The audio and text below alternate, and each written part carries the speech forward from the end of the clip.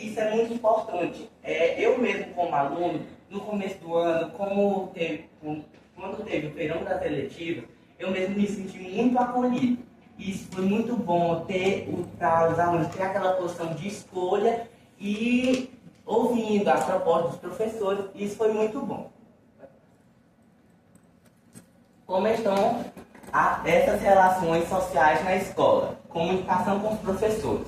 Acreditamos que há espaço para melhorar a comunicação com alguns professores, buscando um diálogo mais aberto e colaborativo. Porque eu mesmo enxergo que tem alguns professores que não têm aquela parte da comunicação na sala. Isso é muito importante ter. Eu acho que, tipo assim, que tem alguns professores que chegam na sala com a cara assim, emburrada, assim, isso é muito complicado, porque os alunos esperam aquele vínculo com o professor. Comunicação com a gestão. A nossa comunicação com a gestão está ótima. Sentimos que podemos conversar e ser ouvidos pela gestão. Como os professores também falou, a nossa comunicação com a gestão é ótima. Pois é uma comunicação e um vínculo assim, de leveza. Todos os problemas que a gente leva para eles, eles tratam com respeito, com seriedade e sempre de uma forma leve para resolver. Interação entre os estudantes ainda precisa ser melhorada. Nem todas envolvem com o coletivo, o que impacta a convivência. É o que eu falei de começo. Tem alguns alunos que eles ainda ficam retraídos e isso impacta muito a sala de aula. A gente poderia fazer uma atividade mais assim, interativa, mas por isso complica. Então isso é uma coisa que também temos que melhorar. Melhorar os desempenhos nas disciplinas, estimular o cumprimento das regras na escola e se preparar para os momentos futuros. Melhorar o desempenho em disciplinas é parte nossa mesmo dos alunos. Estudar em casa, saber investigar sobre o assunto daquela disciplina. Melhorar o cumprimento da escola, que é uma coisa que a gestão bateu muito na tecla nesses últimos dias, que é a troca de professores. Muitos alunos saem da sala, até o outro ciclo da escola, ele, como aqui fala, é bastante teórico. E não é uma coisa ruim. Só que eu acho que uma coisa que poderia melhorar é tentar trazer uma coisa mais prática, uma coisa mais real para a nossa vida. Como já fui falar aqui anteriormente, pela gestão e pelo José, que trazer o que realmente nós vamos usar. Às vezes nós estamos estudando um conteúdo e nós pensamos, por quê? Para que nós temos que saber isso? Por que nós vamos usar isso na nossa vida? Se nós soubermos para que nós vamos usar isso, vai causar um interesse maior para os alunos e os alunos vão querer saber aquilo. Atividades propostas em sala de aula e externas. Em sala de aula é mais didática tradicional, como ler e escrever. Já as externas são propostas como forma de incentivo aos alunos. Como já foi falado, as atividades elas são mais propostas como as atividades normais, ler, escrever, ali debater um assunto ou outro. E as externas são as que eu acho que quase todo mundo prefere, que são aquelas atividades mais animadas, aquelas atividades que dão assim um negócio no aluno que ele quer participar.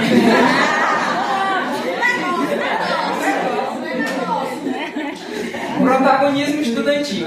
Ensinam como agir, sendo protagonistas dos estudos, atitudes e valores, incentivando a autonomia dos estudantes para a vida.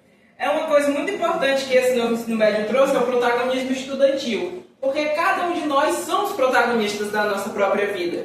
E é importante nós termos essa consciência desde lá da escola, que muita gente fica retraída. E a escola, na minha opinião, e eu acho que na opinião de alguns, desempenham esse papel bem. Existem muitos alunos protagonistas aqui, existem muitos alunos. Só que ainda existem alguns que são mais retraídos.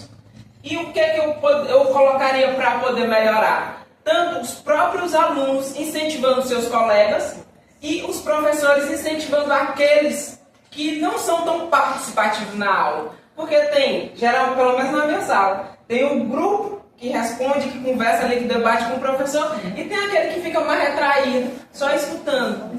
E se nós levarmos o enfoque para esse grupo que está retraído, pode tirar algum protagonismo deles para aumentar incentivar, como por exemplo, pode ser na área da leitura. Como assim? Geralmente o professor pergunta quem quer ler. nós estamos debatendo sobre o texto, quem quer ler? Ninguém levanta a mão, ou o que levanta é aquele que já fala, geralmente. Mas o melhor seria, talvez, colocar para aquele que está mais retraído, tentar tirar aquela timidez, mostrar para ele que a escola não seria uma coisa tão ruim. Não é uma coisa ruim. Não é um bicho. É, porque eu conheço muita gente que na sala de aula é quieto. Só que com os amigos é ali extrovertido, brinca que só, e a gente acaba vendo algum talento nele que não é utilizado. E se nós trabalharmos tentando puxar ao máximo a participação dele nas aulas, seja com atividade, seja com resposta, seja com leitura, pode melhorar muito o desenvolvimento dele como pessoa no âmbito geral da escola. Quando ela está explicando, ela não foca só no assunto. Ela tenta trazer o que a gente vê no nosso dia a dia para o assunto. E isso faz com que a gente fixe na nossa cabeça aquele assunto que a gente está aprendendo dentro da sala de aula. Ela usa muito isso com nós. Eu acho que é por isso que agora eu tenho mais entendimento assim do português, porque ela usa o assunto no nosso dia a dia, que é o que a gente precisa. É ter mais explicação do que só essa questão de copiar e tudo. E ela usa muito esse exemplo de pegar o que acontece fora, no nosso dia a dia, para dentro do assunto. E é isso que faz a gente fixar o assunto na nossa cabeça. Faz a gente ter um entendimento melhor.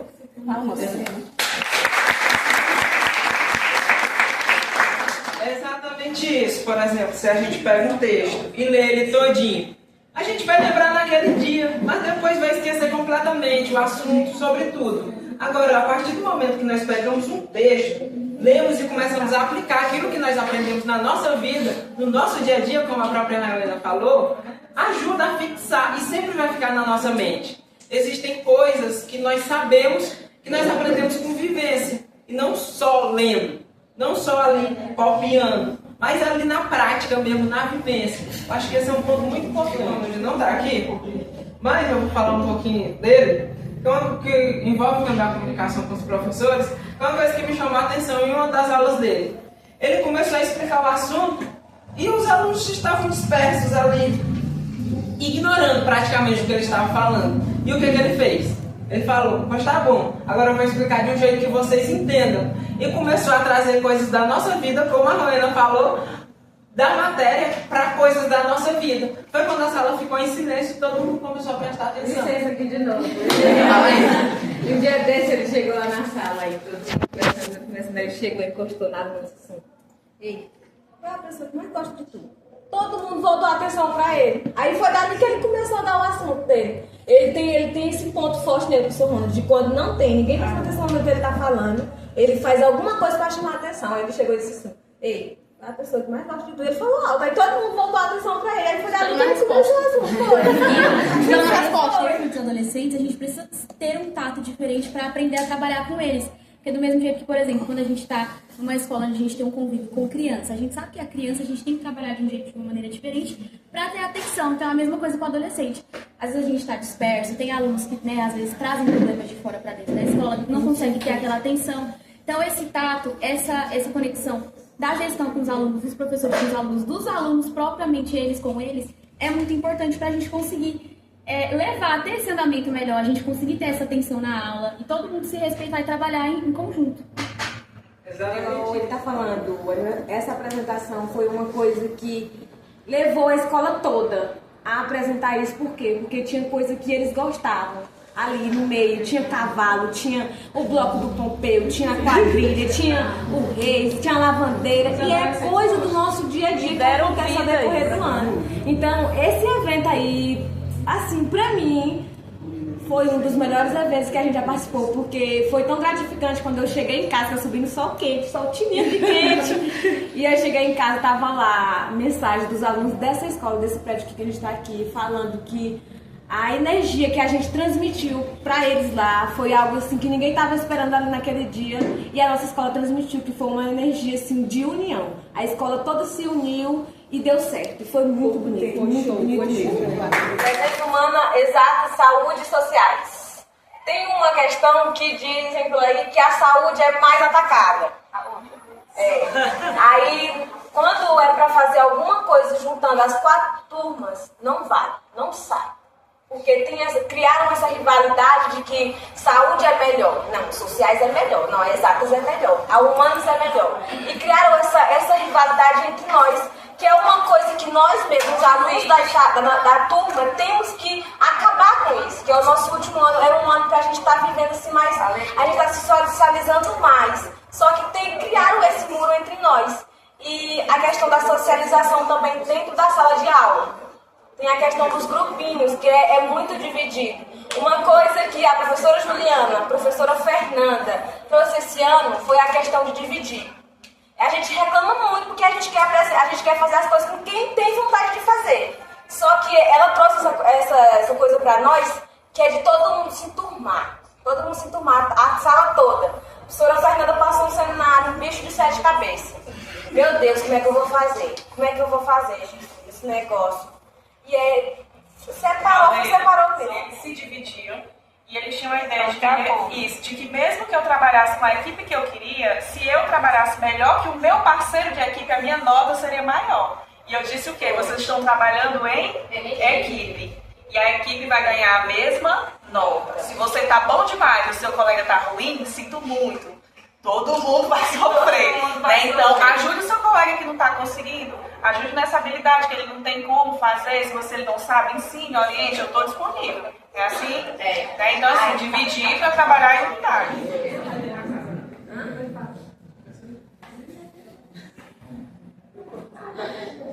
Na visão de vocês, como a escola se desenvolve no currículo? O currículo atual prioriza conteúdos tradicionais, mas poderia ser mais flexível para incluir temas contemporâneos como empreendedorismo, educação financeira e habilidades socioemocionais, alinhados às necessidades do século XXI. O que vem sendo feito, porém, precisa intensificar.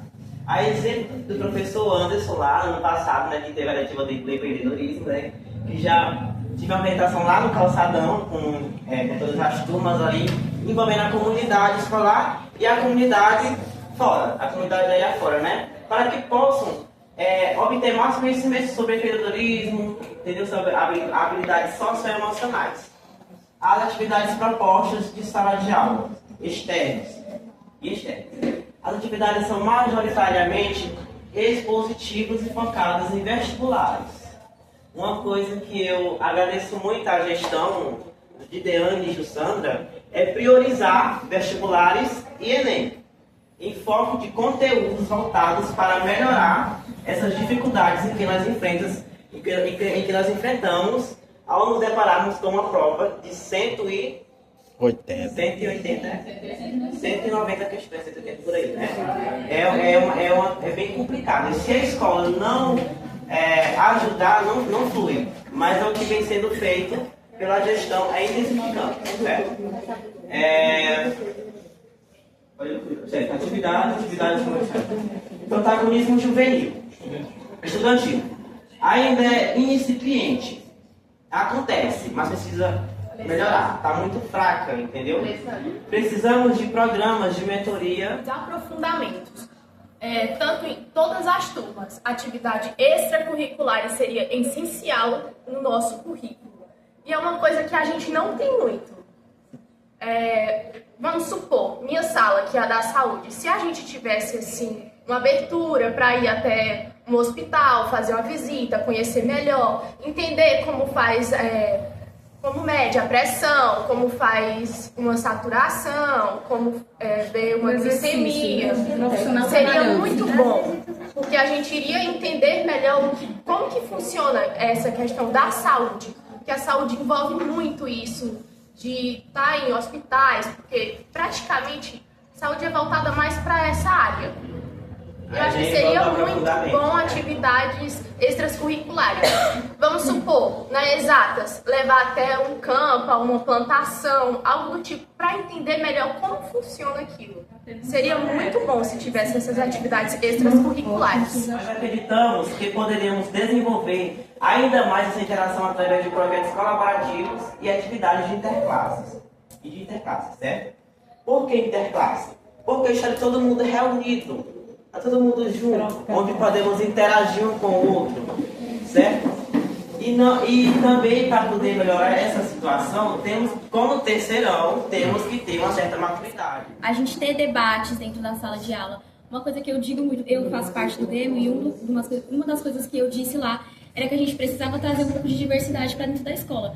Porque eu creio que um dos problemas que tem dessa rivalidade, às vezes, são certos comentários, às vezes um bullying, discriminações que acontecem no nosso cotidiano, não só dentro da escola, mas até mesmo em ambiente de trabalho. Então isso é muito importante, a gente trazer a diversidade para dentro da escola, para que a gente consiga entender, compreender e respeitar as diferenças. Isso é primordial.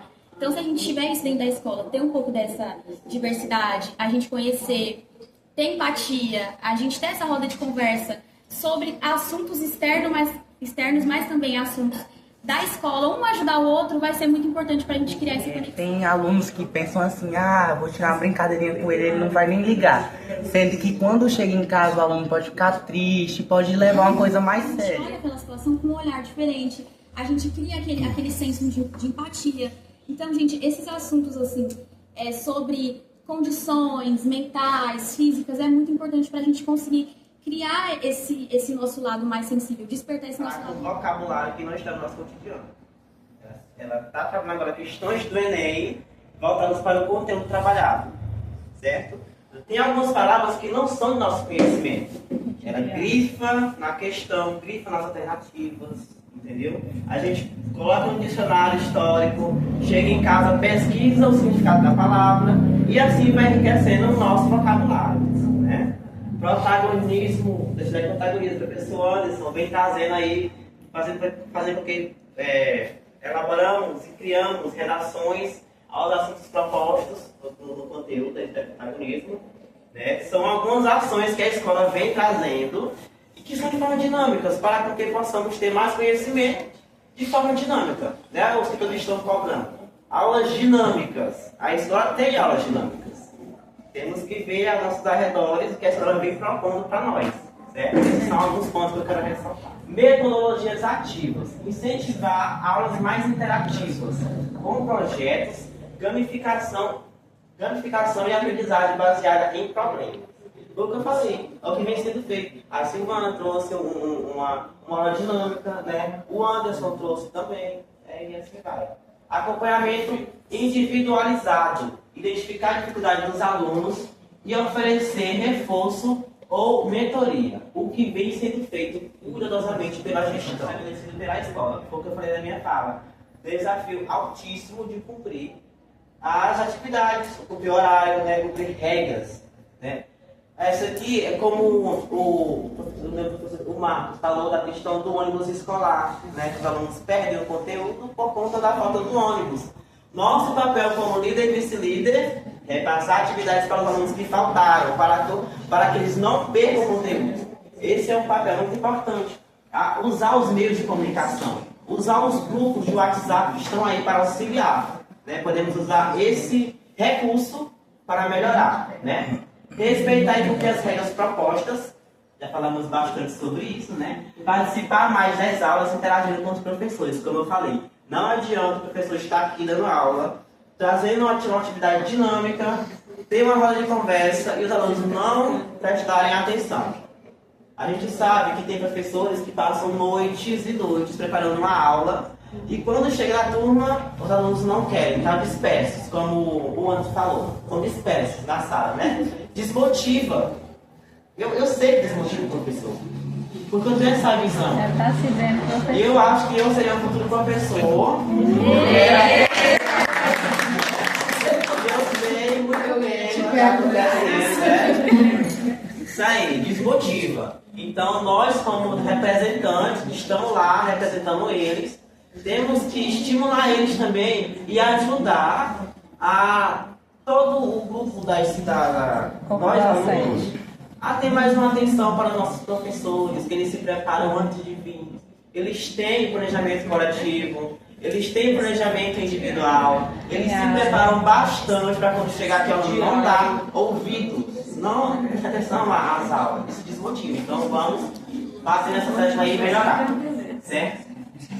Eu encerro com uma frase de muita atenção, né?